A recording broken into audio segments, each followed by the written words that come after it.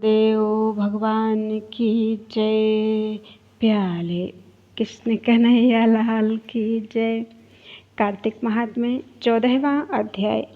दैत्य जलंधर से चले करने युद्ध गणेश, कार्तिकेय संग गण लिए धाये कर आवेश।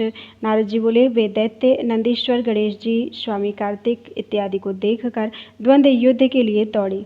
कालनेमी नंदी के शुंभ गणेश जी के व निशुंभ नंदी स्वामी कार्तिक के पास कवच धारण करके युद्ध के लिए जा पहुँचे। निशुंभ ने स्वामी कार्तिक के मोर के हृदय में 5 बाण मारे, वह मूर्छित होकर गिर गया। फिर कार्तिकेय शक्ति को उठाना ही चाहते थे, इतने में निशुंभ ने अपनी शक्ति से उनकी शक्ति को काट दिया। नंदीश्वर ने सहस्रों बाणों से कालनेमी का सारथी और घोड़ा काट दिया। कालनेमी ने क्रोध करके नंदी के धनुष को काट दिया। उस बलि ने कालनेमी की छाती में त्रिशूल मारा, त्रिशूल से उसका हृदय फट गया। घोड़े मर गए, सारथी मर गया। ऐसे कालनेमी ने फिर भी पर्वत खंडों से नंदीश्वर को गिरा दिया। इसके बाद शुंभ रथ में बैठे गणेश जी मूषक पर बैठकर दोनों आपस में बाणों से लड़ने लगे। गणेश जी ने एक बाण शुंभ के हृदय में मारा और 3 बाण सारथी के हृदय में मारकर घायल कर दिया। फिर शुंभ ने भी कुपित होकर मूषक और गणेश जी को बाण मार मेघ की तरह गर्जन की। बाणों से घायल मूषक जब नहीं चल सका तब गणेश जी उसके ऊपर से उतरकर पैदल चलने लगे।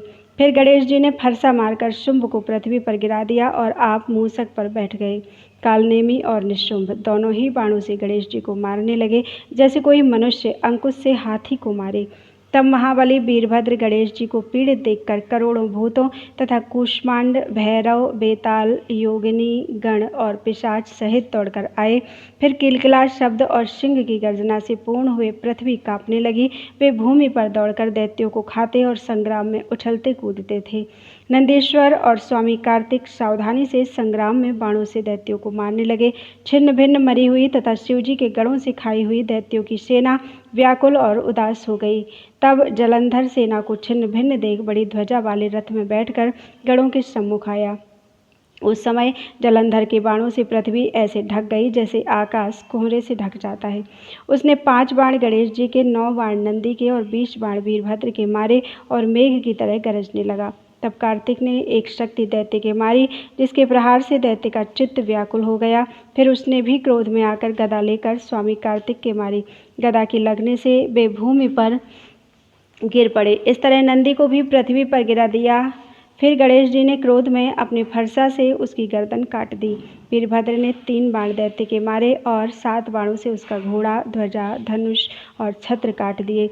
दैत्यराज ने भयंकर शक्ति से गणेश जी को गिरा दिया और दूसरे रथ में बैठकर वीरभद्र के पास आया। सूर्य के समान तेज वाले वे वीर आपस में लड़ने लगे। वीरभद्र ने बाणों से उसके घोड़े गिरा दिए और धनुष काट दिया। तब जलंधर परिध लेकर दौड़ा। नारद जी बोले, उस दैत्य ने वह परिघ वीरभद्र के मस्तक में मारा, जिससे उसके मस्तक से लोहू गिरने लगा और पृथ्वी पर गिर पड़ा। बोलो वृंदावन बिहारी लाल की जय।